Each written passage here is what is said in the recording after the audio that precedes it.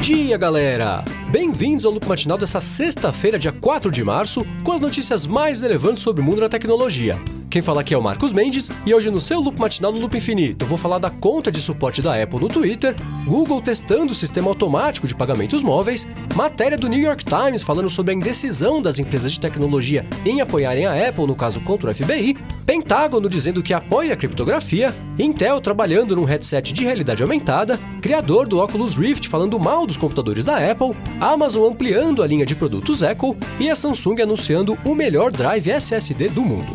Vamos lá! Eu começo o episódio de hoje falando sobre um anúncio bem impressionante que a Samsung fez ontem a respeito de uma nova unidade de armazenamento SSD com nada menos do que 15 terabytes de capacidade que ela vinha desenvolvendo desde agosto do ano passado. De acordo com a empresa, o drive mantém a dimensão padrão de 2,5 polegadas, ou seja, dá para instalar em qualquer lugar que já aceite unidade de SSD, e tem uma velocidade de leitura e gravação de dados de até 1.200 MB por segundo. Para efeito de comparação, um SSD atualmente chega no máximo 550 MB por segundo, então além da capacidade de armazenamento ser impressionante, a velocidade que o drive opera também é bem surpreendente. O que ficou faltando foi a disponibilidade e o preço do drive novo. A Samsung só disse que ele vai chegar ainda nesse ano e vai custar o que as lojas decidirem que ele deve custar, o que não ajuda muito. Ontem a Amazon anunciou 2 produtos para expandir a linha Echo. Para quem não sabe, o Amazon Echo é uma espécie de caixa de som com microfone integrado que se conecta à internet e tem um assistente virtual chamada Alexa, que é tipo a Siri ou o Google Now. Você pode fazer pergunta, pode pedir para ela comprar coisas na Amazon, pode pedir para ela tocar música, esse tipo de coisa. E ontem a Amazon anunciou mais 2 produtos da linha Echo, é o Echo Dot e o Echo Tap.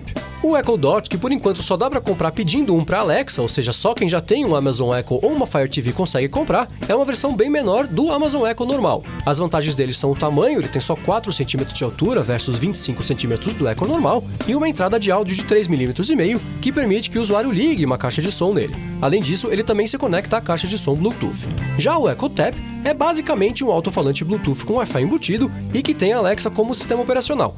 Para usar o Tap, o usuário tem que tocar no botão de microfone que tem na parte de cima, por isso ele chama Tap, e aí ele consegue usar a Alexa para chamar um Uber, pedir uma pizza ou então começar a reproduzir músicas a partir de serviços tipo Amazon Prime ou iTunes Music. Em relação ao preço e disponibilidade, os 2 dispositivos vão ser lançados lá nos Estados Unidos até o final do mês, e enquanto o Echo Tap vai custar $130, o Echo Dot vai chegar por 90 albamas. Sinceramente, esses lançamentos da Amazon foram meio estranhos. Eles lançaram 2 produtos bem parecidos com o produto que eles já têm, o que pode acabar confundindo um pouco potenciais compradores, já que essencialmente os 3 não têm muita diferenciação entre eles. De qualquer forma, essa ideia do Amazon Echo como um todo é bem bacana, e pelo menos lá nos Estados Unidos, ela tem dado muito certo. Muita gente está comprando e gostando.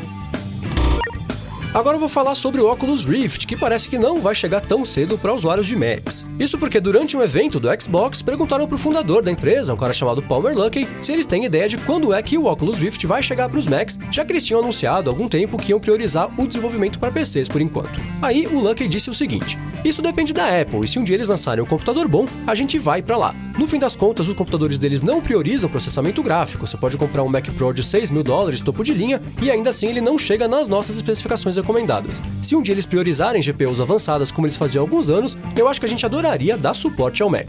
O pior de tudo é que ele tem razão. Ainda em relação ao mercado de realidade virtual, ontem o Wall Street Journal publicou uma matéria em que eles dizem que a Intel é mais uma empresa que está prestes a entrar nesse mercado. De acordo com eles, a Intel está desenvolvendo um headset de realidade aumentada, como por exemplo o HoloLens da Microsoft, e esse headset vai contar com a ajuda de uma tecnologia chamada RealSense, que é um sistema de câmeras 3D deles. De acordo com a matéria, a Intel não deve vender o headset diretamente para o mercado, e o mais provável é que ela ofereça o design do headset para outros fabricantes, para que elas possam vender como marca deles e a Intel só fique com parte da grana.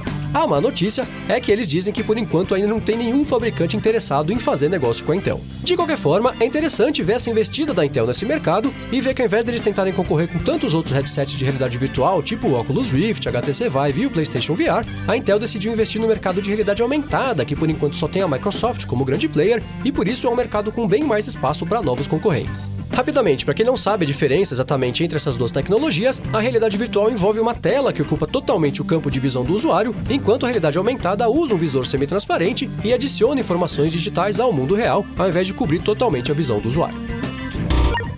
Agora eu vou falar sobre uma declaração do secretário de Defesa dos Estados Unidos, que é um cara chamado Ash Carter. Ele deu a respeito de criptografia. Eu falei dele ontem aqui, ele é basicamente o chefão do Pentágono.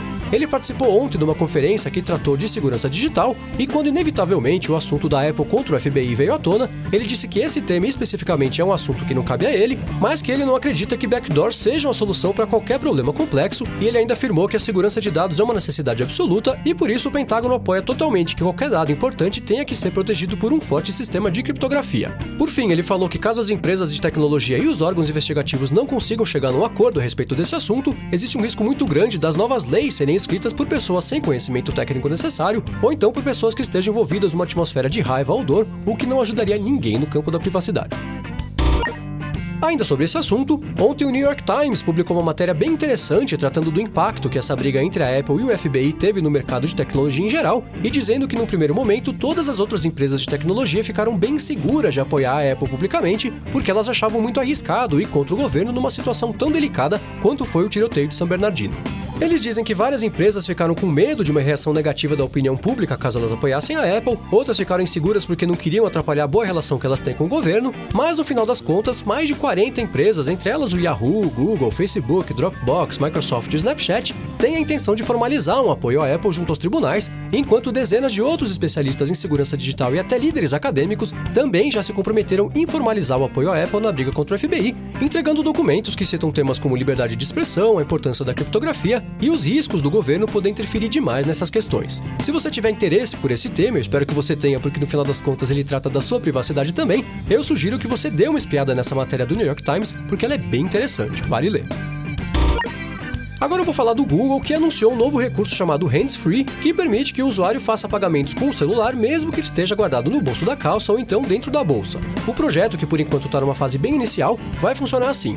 O usuário vai chegar numa loja que esteja participando desse programa Hands Free, vai falar para o caixa que ele vai pagar com o Google, e aí o caixa vai ativar o sistema lá no computador dele, vai verificar que a pessoa ali na frente é a mesma pessoa que vai aparecer no computador, a essa altura o computador já vai ter conversado com o celular por Bluetooth ou então por Wi-Fi, e aí o caixa vai confirmar a compra e o usuário vai poder ir embora. O aplicativo do Hands Free já está disponível na App Store e na Play Store lá dos Estados Unidos, e o Google já firmou parcerias com redes tipo McDonald's e a pizzaria Papa John's. E por último, ontem a Apple estreou no Twitter uma conta chamada Apple Support, que tem o objetivo de esclarecer dúvidas e resolver problemas dos usuários, além de dar dicas e informações úteis para os seguidores de vez em quando. A conta, que pelo menos ontem se mostrou bem ativa e estava respondendo vários tweets por minuto, só conversa com as pessoas que falam inglês e dando uma espiada nas respostas que eles deram para as infinitas dúvidas que surgiram só ontem, dá para ver que eles têm um time bem grande que presta assistência pedindo para a conversa ser movida por um papo via DM, ou então encaminhando o usuário ou para páginas que esclarecem a dúvida, ou então para a página que inicia um pedido de assistência. Para quem quiser seguir a conta, o perfil é Apple Support, suporte com 2 P's e T mudo. O link para essa conta tá aqui na descrição do episódio. É isso aí, galera. O Loop Matinal do Loop Infinito vai ficando por aqui. Os links das notícias de hoje vocês encontram aqui na descrição do episódio e também lá no youtube.com/loopmatinal e no soundcloud.com/loopmatinal. Se você quiser falar comigo no Twitter, procura por MVC Mendes que eu tô sempre por lá. Obrigado a todos pela audiência, não deixem de se inscrever lá no canal do Loop Infinito no YouTube, bom fim de semana e eu volto na segunda de manhã. Falou!